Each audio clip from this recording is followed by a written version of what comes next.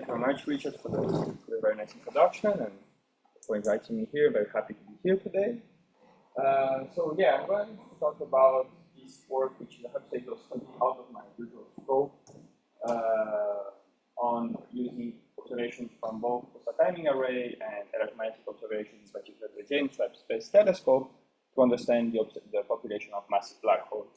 And going back to what I usually do more, I will also be doing with Lisa. So this is work that I did with many collaborators, as you can see. And well, okay, let's get started. Should I? Perhaps I have to. Yeah. Okay. So first, why do we care about massive black holes? So as you might know, these objects are found in most nearby galaxies. And one very interesting thing is that we have observed that the properties of these massive black holes tend to correlate with the properties of the host galaxies. So what I'm showing here is the relation between the mass of the central black holes in galaxies that essentially redshift 0, and the dispersion and the velocity dispersion in the center of the galaxy.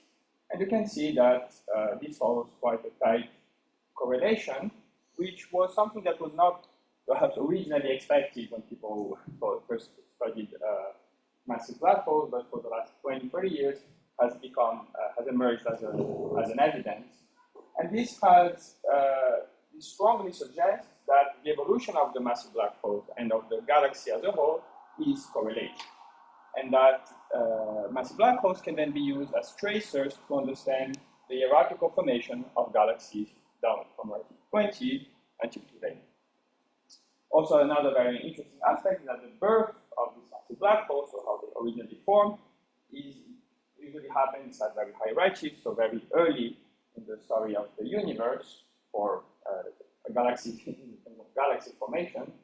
And so understanding how these objects originally formed also will tell us a lot on what happened at the very beginning in our galaxies.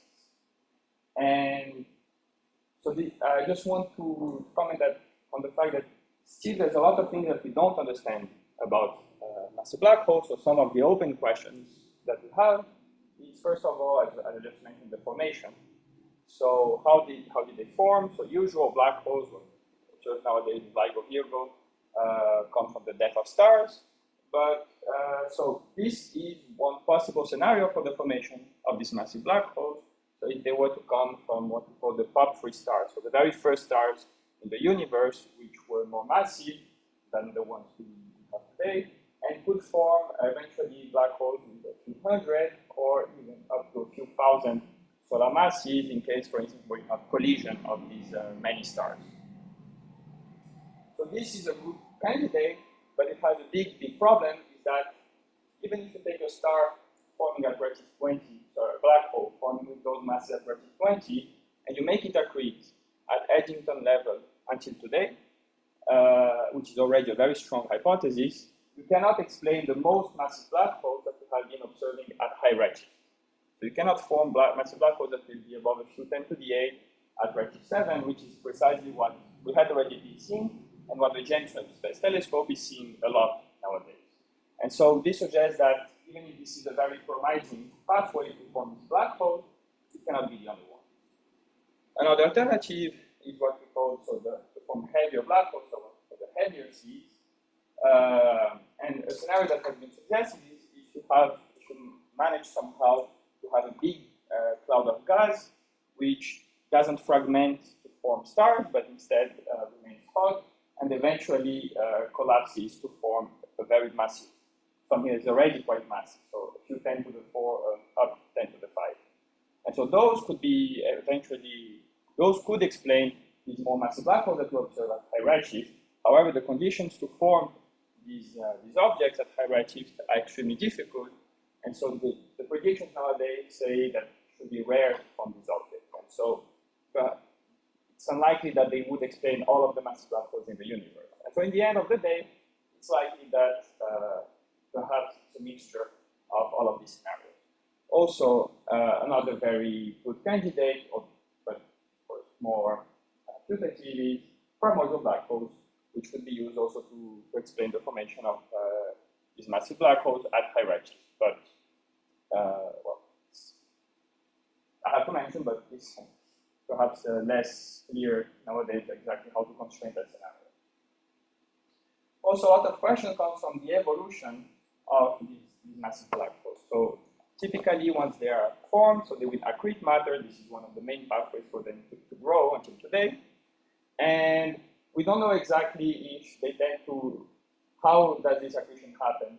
Is it more through bursts of super-Edington accretion phase? So just to clarify, Edington accretion is usually what we take to be the limit up to which an object can accrete in a stable manner. So just in equilibrium, it's just equilibrium between the radiative forces and the gravitational force that gives you the Edington ratio. That's the maximum rate at which you can theoretically accrete.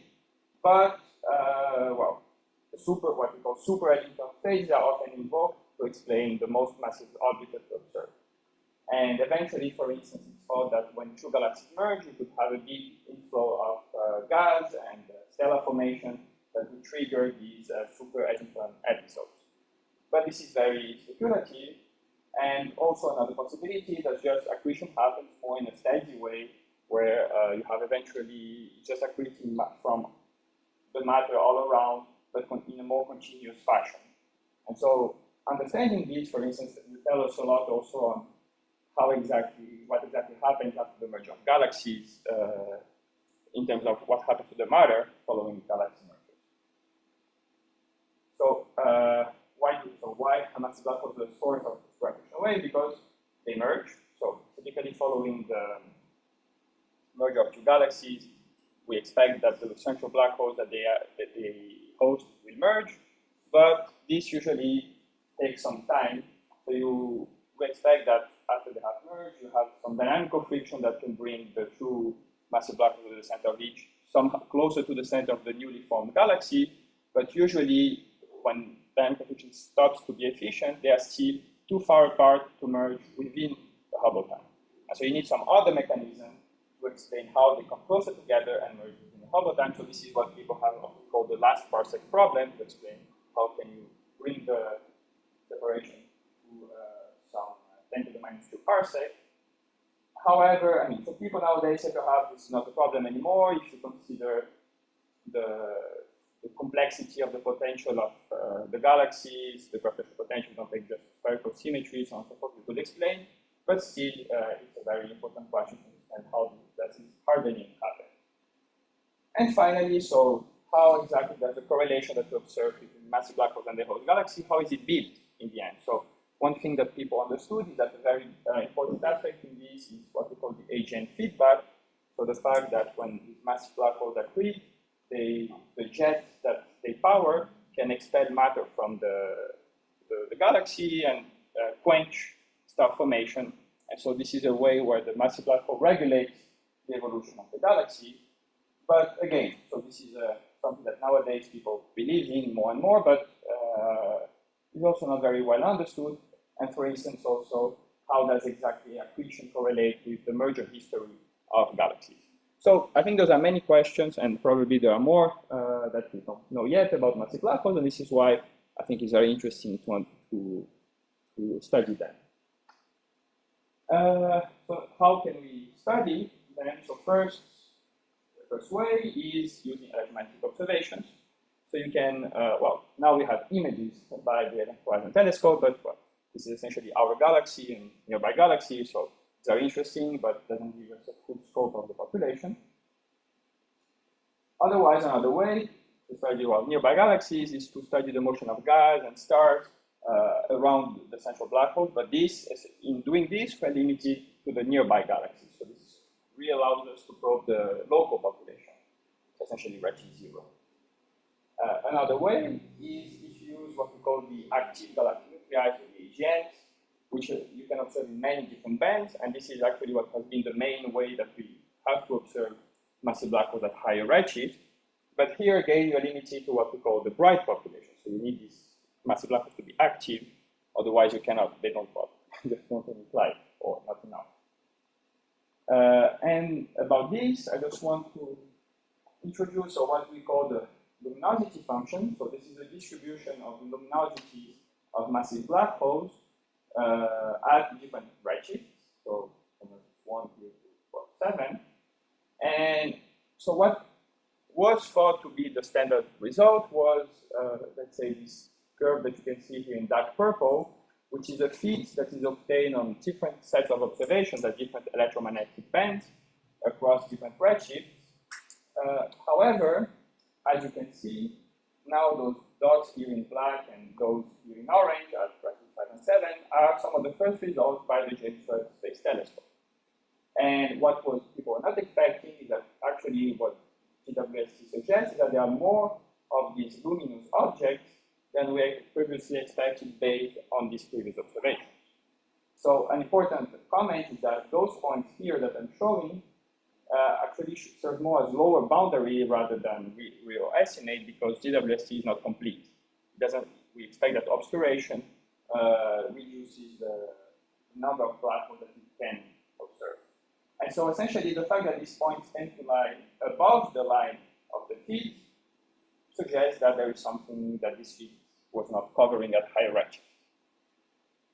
Something that is also very interesting is that what I'm showing here, the other curve here in light pink, is a feed that was obtained by this group here using data from the Spitzer Space Telescope, which observed exclusively in the mid-infrared. And if you use their observations only, they derive this other feed, the luminosity function, which already shows an increased trend in the normalization of the luminosity function. And so what we were interested in here is to understand if perhaps what this work was already suggesting is also what the James Webb Space Telescope is now showing us.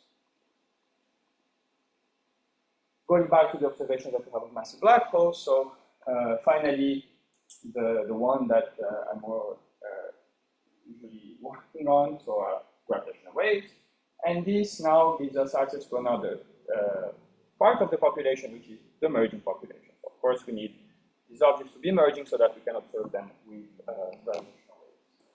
And as you probably heard, 2 years ago now, the different pulsar timing array collaborations announced that they have now very strong evidence for the observation of a gravitational wave background in the nanohertz band. And the main candidates for these are inspiring supermassive black hole binaries.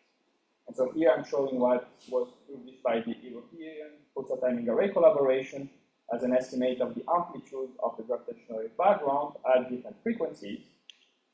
And just so if you're not familiar with this, so PTAs use a slightly different technique to measure gravitational waves instead of using interferometry as Ligo Virgo and Lisa do. They use measurements of pulsars spread around the galaxy, so pulsars are extremely regular objects, and the pulse that they emit and that we observe usually should be extremely regular.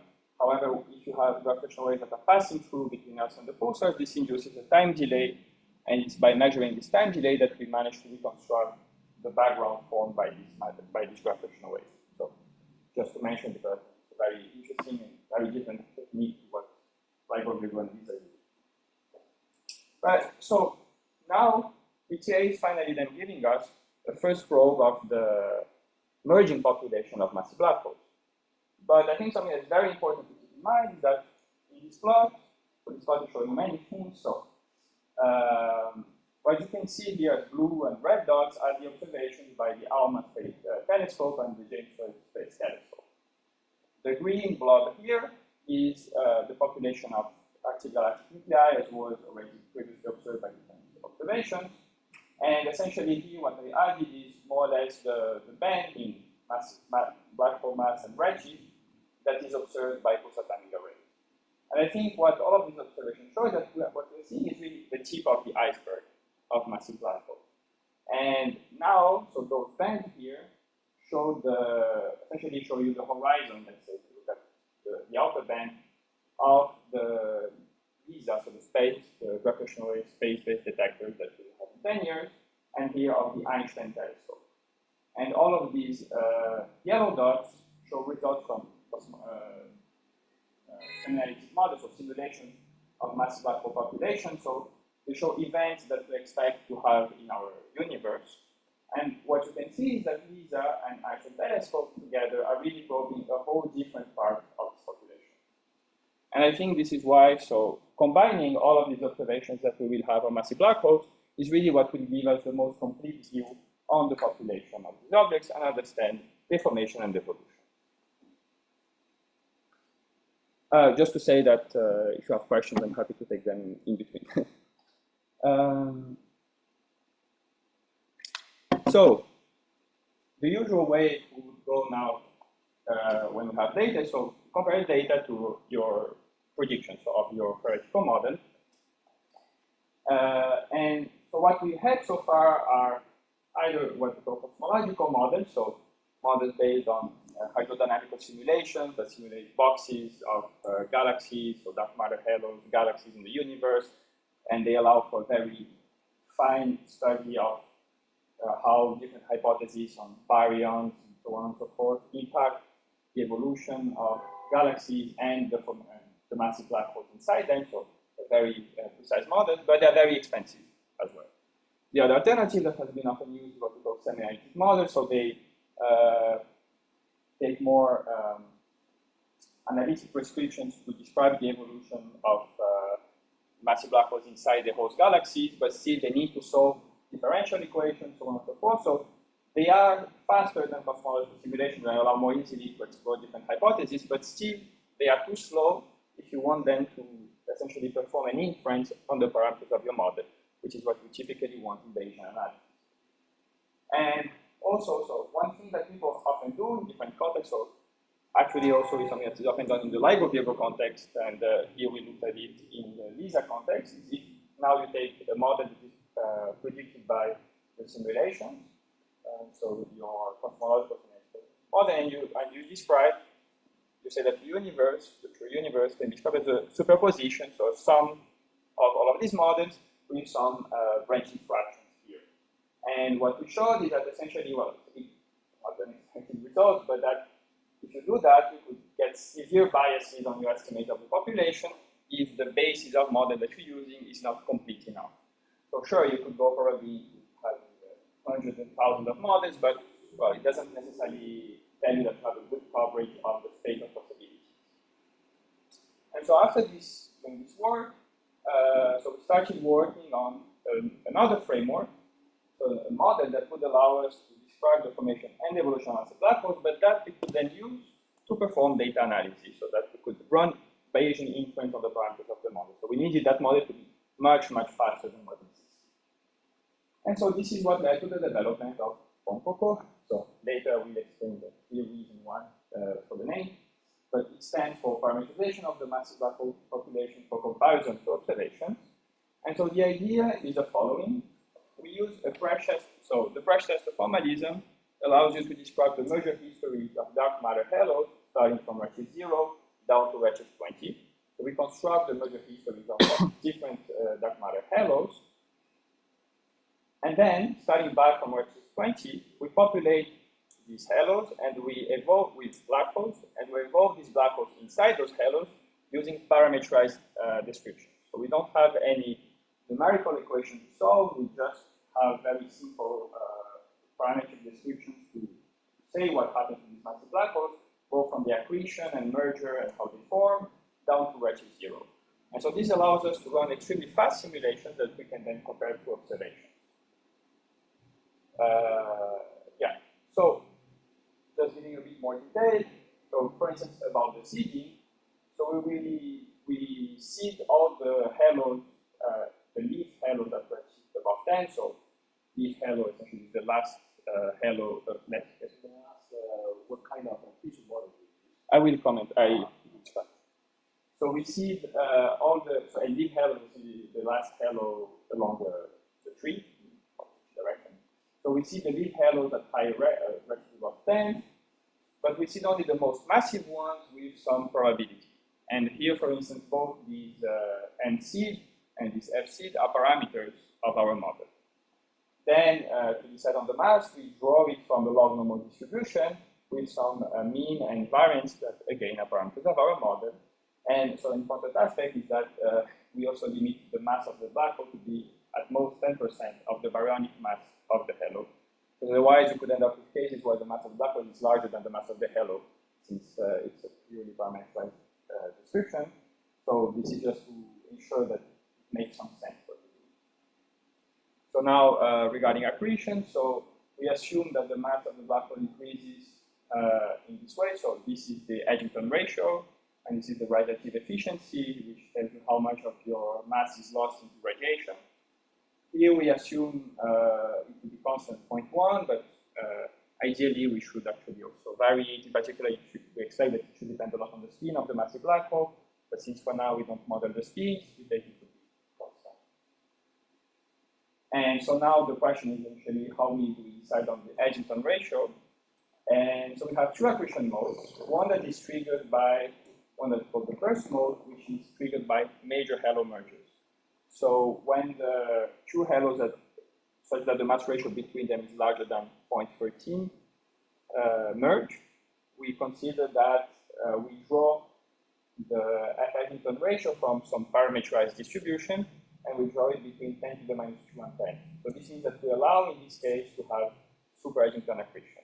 However, we don't impose to have super-Edington accretion, as you could also choose the parameters of the model so that this is forbidden. So we allow, but we don't impose. The rest of the time, so then when this happens, they are accreting in this burst mode for some time, which is also a parameter of our model.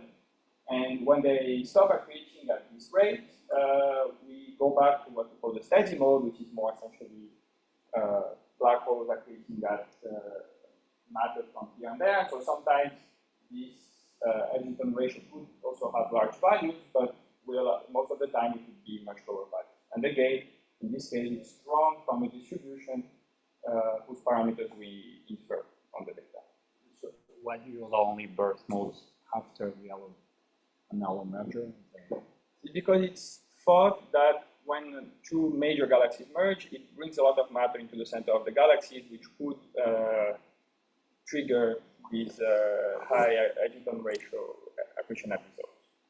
But so, per se, so as I said, the time span of this burst mode is also a parameter of our model.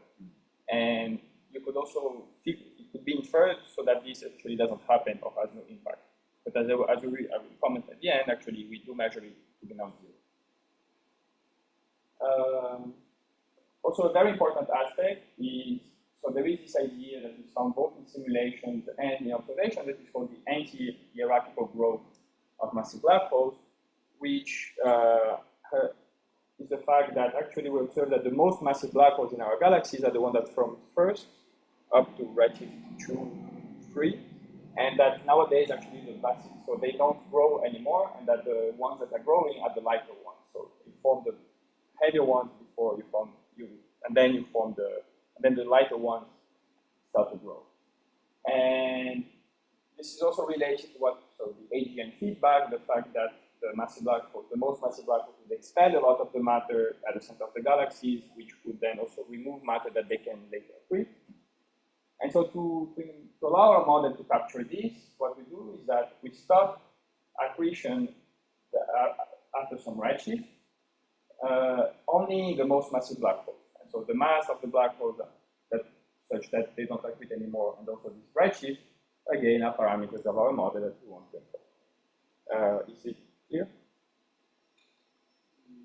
So I think the final mass function, the mass distribution, depends essentially on z impact. Yeah. So how do you fix z impact? So it's inferred. It's inferred. Yeah. From observation. Yeah. So I will use more details. So as I was saying, all of these parameters that I'm putting here. So here, when I say this, so we allow it to be in the range, but we draw it from some parameterized distribution, whose parameters we infer. So all of the parameters that I mentioned here are inferred on data. And how many parameters do you have in total? 12. Yeah, I was going to. So I guess there's a lot of correlations between different parameters. Some of them, yeah. So in particular, for instance, the one that parameterizes steady mode accretion very correlate. I think this also indicates that perhaps we could have a more physically based description, which could allow, so the more physics you put in, you can decrease the number of parameters, but then you're making more sums. So it's always trying to find a balance between the two of them. And so the final piece is the merger of massive black holes. So when two halos merge, if they contain massive black holes, they will form a binary, and we consider that they will merge after the time given by this dynamical friction time scale, which we compute. So this dynamical friction time will have a formula for it as a function of the mass of the halos. But we also have this time delay parameter, which is a parameter of our model. So this delay here is exactly meant to capture the hardening process after galaxies. Also, one thing that can happen is that you could have actually that one of the galaxies already contains a binary, and so we could form triple or even quadruple system. And so to decide on what happens in those cases, we use the result of this study, which looked at this very carefully using post-Newtonian computations and came out with some effective description of what would happen for triple and quadruple interactions. But essentially, what tends to happen is that you keep the two most massive black holes most of the time. Okay, what happens with the masses in this case? There is a mass of the merger. Ah, sorry. It's just the sum of the masses. So we should be probably like gravitational. Yeah, but I mean it's a very small, like 5% or less. So I think I think it's actually a quite common assumption in most simulations. Usually you don't.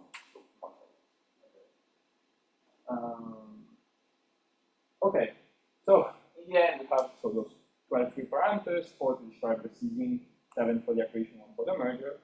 It takes about 1 hour for us to run 5 different sets of parameters.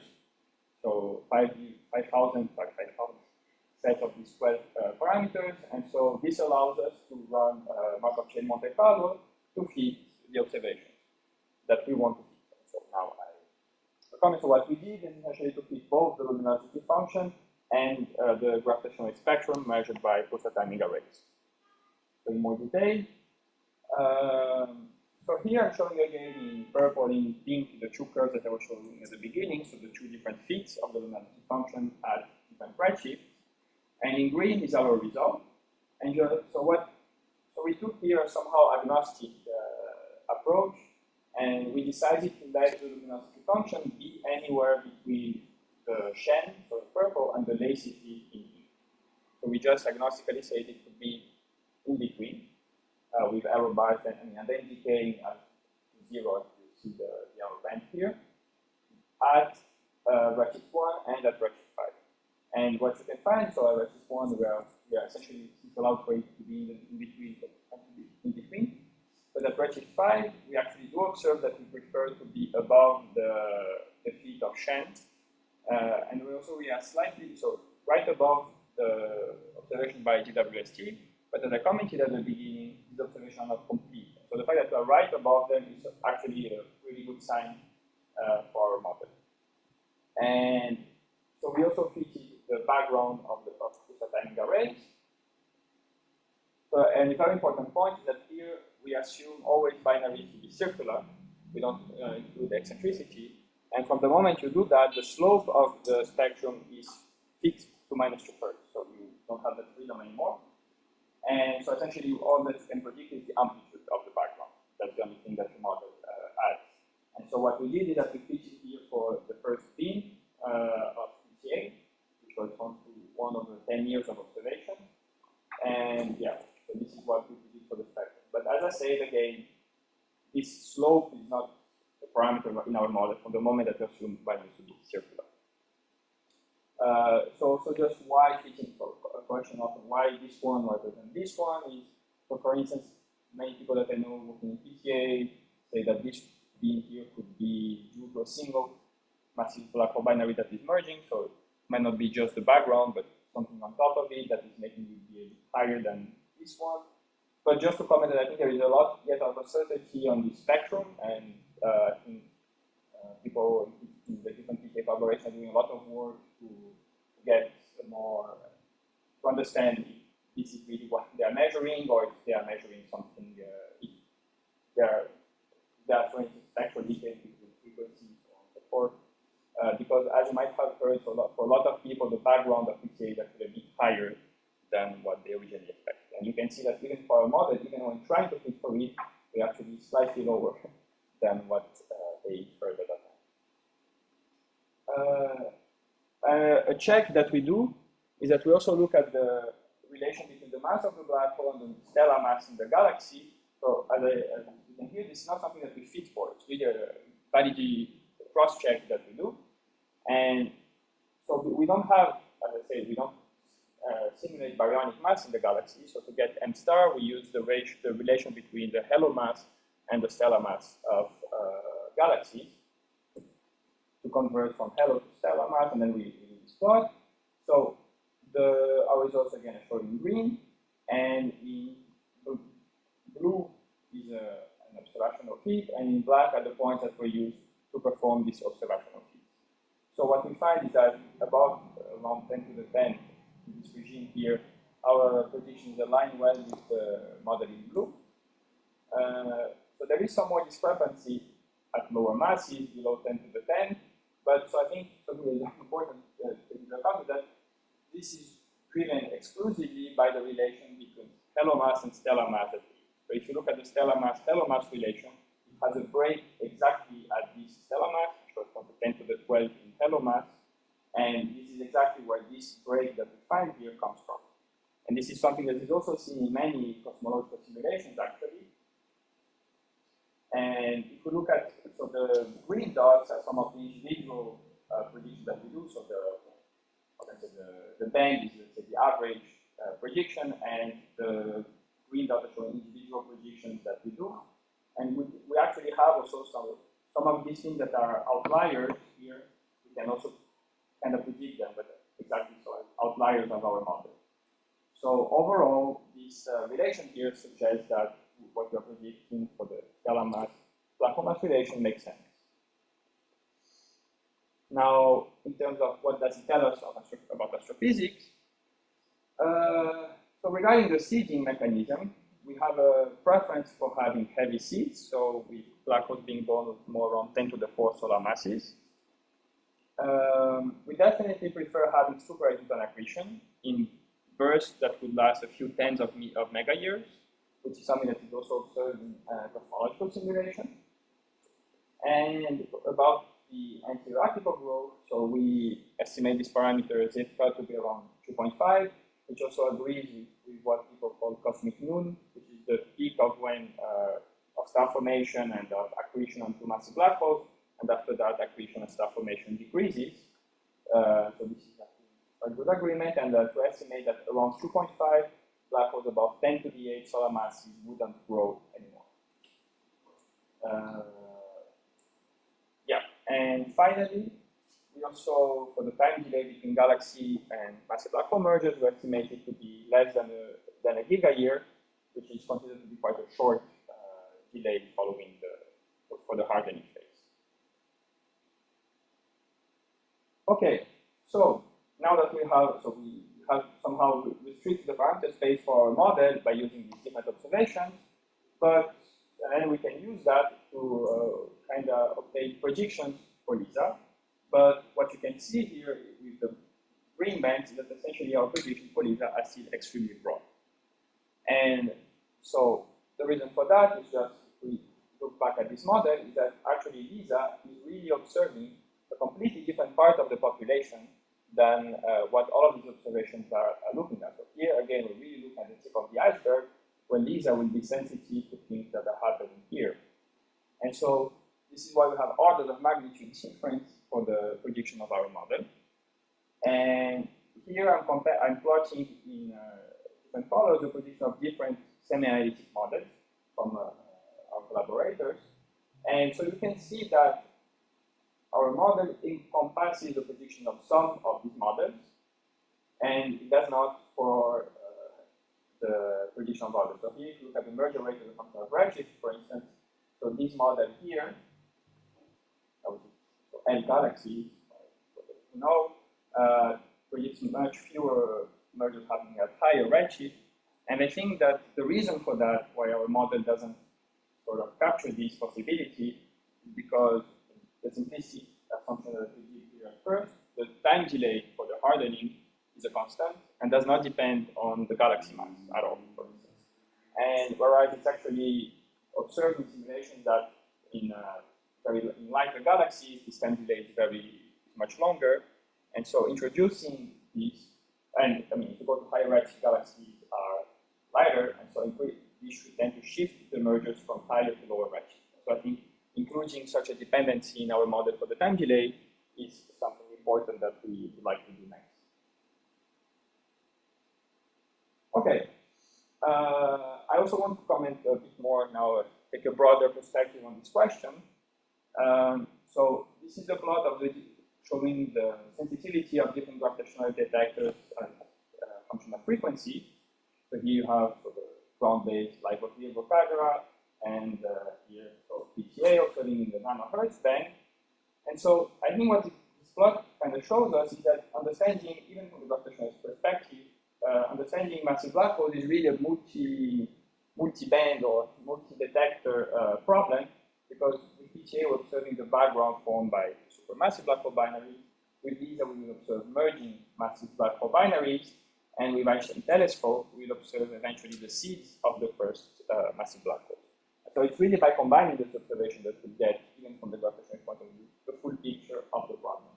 On top of that, there are also for the Mstar-Mbh, extreme maturation spiral, which are typically formed by some stellar mass compact object around a massive black hole binary, which is yet another probe of the population of massive black holes, slightly different from the one that we will observe as merging massive black hole binaries. So I think it's also something that's very interesting to include in our model for later. Another thing that Mstar-Mbh will do is that they will make a link between massive black holes and stellar mass black holes or neutron stars, white dwarfs, so on and so forth, which is also somehow so things that we observe currently with ground-based detectors, and that in the future we will also observe with VISA. So as you might have heard, actually the main source of VISA are galactic binaries, so mostly double white dwarfs in our galaxy. We're talking about 10 to the 7 of those, which most of them will form an unresolvable background, so sorry, not the background, but the foreground that will dominate the instrumental noise, on top of which we expect to observe a few 10 to the 4 individually. And so I think what this is telling us is that altogether, these different detectors will give us a global view on the population of compact objects, from the lighter stellar compact objects, so white dwarf neutron stars, up to the supermassive black holes. So this will really provide us a whole different perspective on the properties of galaxies. So with Mstar-Mbh, for instance, we can probe galactic center in a completely different way at much higher redshift than we could do for now. By obtaining the population of compact objects with Einstein telescope, we can go back down to redshift 20 and understand the evolution of star formation, of metallicity, and but whatever you predict for this, it actually has to match what we will observe with VISA for the double white dwarfs, because in the end of the day, all of these are coming from the same evolutionary process. And talking about VISA, so this is I think what this plot shows also is that VISA is really in between and has an extremely important role to play in our understanding of the evolution of our universe. But the blessing to have so many different sources with VISA, but is also a curse, as having all of these things together, those sources together, they will overlap, and then we need to infer the properties of all of these systems all together in what we call the global. And so this is an extremely challenging data analysis problem. So not only building these tools, but also then what do you do once you have performed the data analysis? How do you use these results? How do you do the scientific interpretation of these results is still an open question.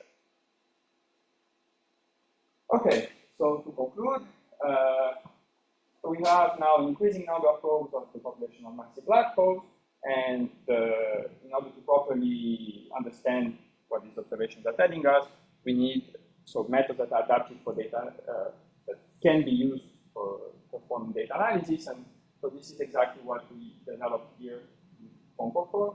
And so this, for there is any fan of Studio Ghibli, is the real reason for the acronym, although it fits also, but yeah. In terms of work for POMPOCO, I think there are a few aspects that we would like to improve on. So as I was commenting on, perhaps the accretion model that we have, I think would be perhaps more physically motivated in terms of having a reservoir to describe the amount of gas around massive black holes. So you could parameterize the evolution of this reservoir, so on, and to describe how accretion goes from there. Also, very importantly, so it should include spins and eccentricity. So spins don't play, but they are extremely important for LISA because you can measure them very well, and they tell a lot about how merger of massive black holes could happen in a wet or dry environment, so matter not around. But for current observations, they play a minor role. However, eccentricity could already be very important to better understand the background that is observed with PTA. Also, I think a goal, let's say a long-term goal for us, is like actually that our model could be used sort of as a dictionary between more complete cosmological semi-analytic models and observations, so that we could perform analysis with our model and then use the result that you get from it to understand what it tells about cosmological simulations and semi-analytic models. And to do that, so we need also to perform a more careful comparison between, potentially the question is, can we, with our model, with choices of parameters of our model, reproduce the predictions of cosmological models? Also, I think something that perhaps we could also add to our model is to track not only massive black holes, but also dark matter, so that we eventually could investigate in a fully coherent way how different assumptions that you could do on dark matter could affect the gravitational scene of massive black holes or MRIs in the galactic center. And finally, so as I commented at the end, I think that gravitational observation is really great because it will offer us a complete panorama of the properties of compact objects, and the future space-based mission LISA has an extremely important role to play there, but in order to fully capture its scientific potential, there's a lot of work to be done in terms of data analysis. So, thank you very much for your attention.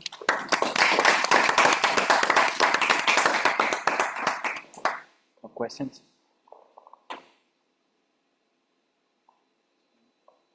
So, what affects your behavior more or less level? What affects the species with respect to JWST? Are there like forecasts with future experiments that will be useful from your SKA can observe what we see? So I don't think they can observe that far, can they?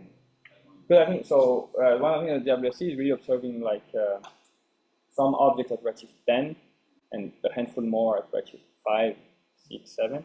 I think the Rubin cannot go that far from massive black hole. I think it stopped at 4, something like that.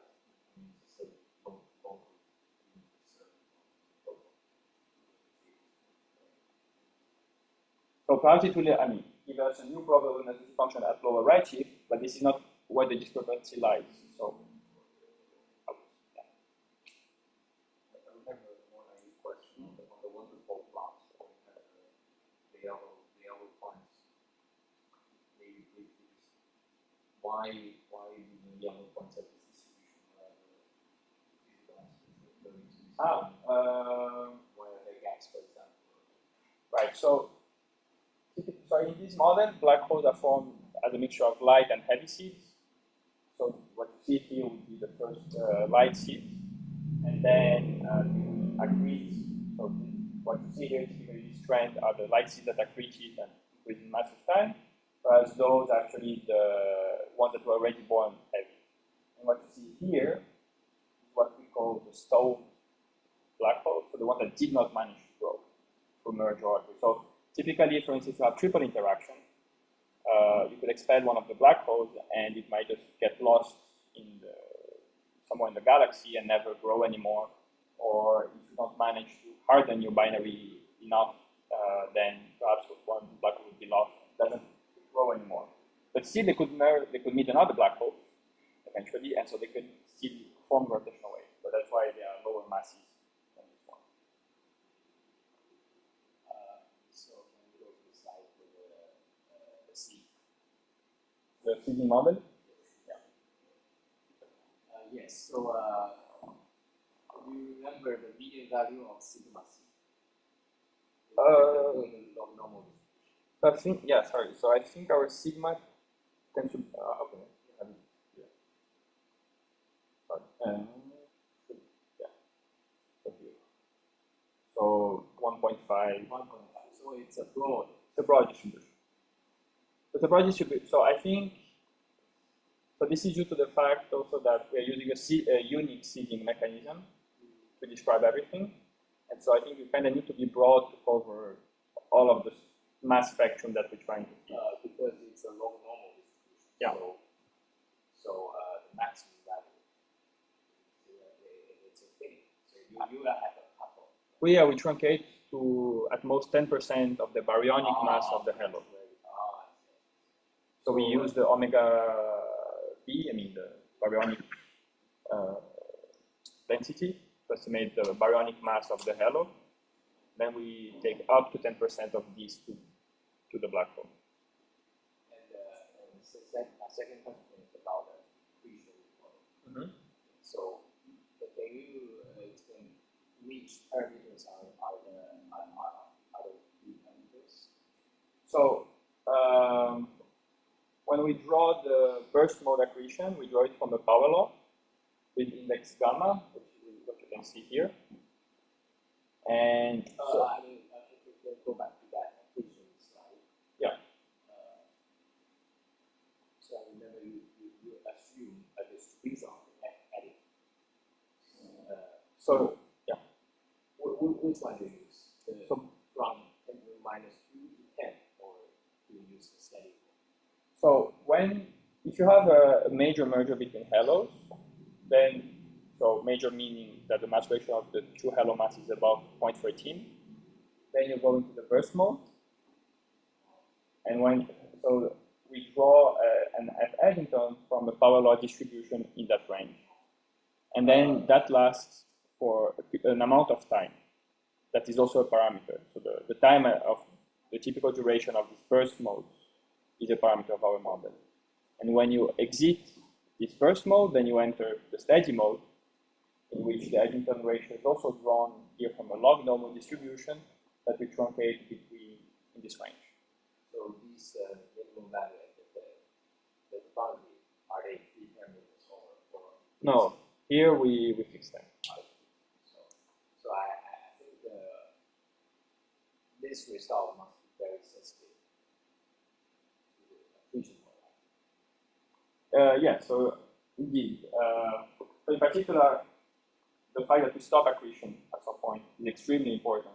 Otherwise, you overgrow massive black holes. So in cosmological simulation or semantic models, this is naturally taken into account by the AGN feedback. But since we don't model these things, so this is the way that we take into account this effect. And about that distribution, do you use a uniform distribution or log? So for this one is a power law, and this one is a log normal. So from the, log normal to, we originally tried also power law here. How can I say? I think you are somehow sensitive to that distribution, but you. Yeah, I would like to know how sensitive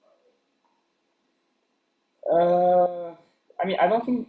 Okay, I think in point like the range is very important, particularly where you limit up here. So if we were to go, we could go lower. I think 10 to the minus 5, 10 to the minus 6. I don't think that the range is very.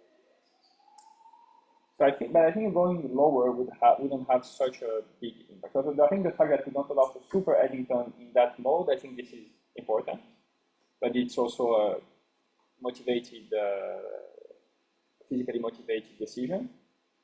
But the lower range here, I don't think that it matters that much. In the sense that it's already very low. I mean, you could go lower, but we already allow for something that is low.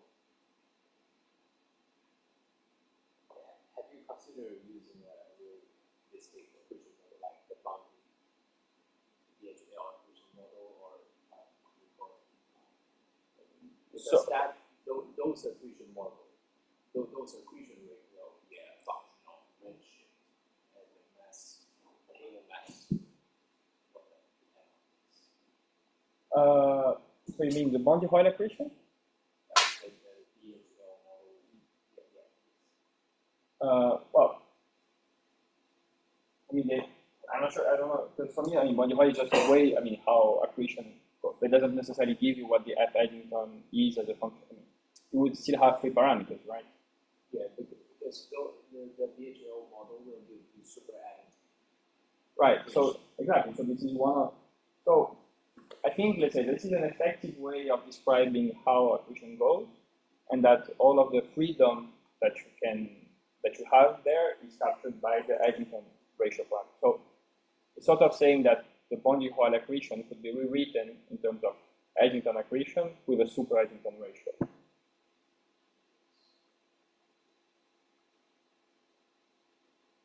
But I mean, that being said, as I commented, so I think we're clearly aware that here, so there's a lot of assumptions going on, and this is really one of the parts of the model that we are the most keen on improving. So if you have some specific suggestion, I think that's really something that we would be interested in. But it's always this trying to find this balance between being physically motivated but not too strong, not making too strong assumptions. And at the same time, if I allow everything to be a free parameter, then it's easy to expose. Okay, by the way, how long is it for one single MC scrum? So I think we took, well, I mean, once everything was, so Francisco knows that I killed quite a lot of the AI cluster for a couple of months in the development of this code. Once it was all set, I think it takes a couple of days to run. That's very fast because you have to go. Yeah, probably it's a very naive question, but you mentioned that you fix like, well, the T delay, you infer it, but it's the same for all mergers. Should that be extracted from a distribution as well, or modeled in a... No, so I think, so it's what I was commenting on here. I think, for instance, the fact that we don't include, let's say, this model is exactly due to the fact that we don't account for the dependence of T delay on the mass of the galaxy. And so I think at some point I had actually implemented, like, not the dependence of the galaxy, but from a distribution. It didn't make a huge difference in qualitative here, so we wrapped it up at that stage, let's say. But I think this is certainly something that we want to do. If you enjoyed the video, like and subscribe.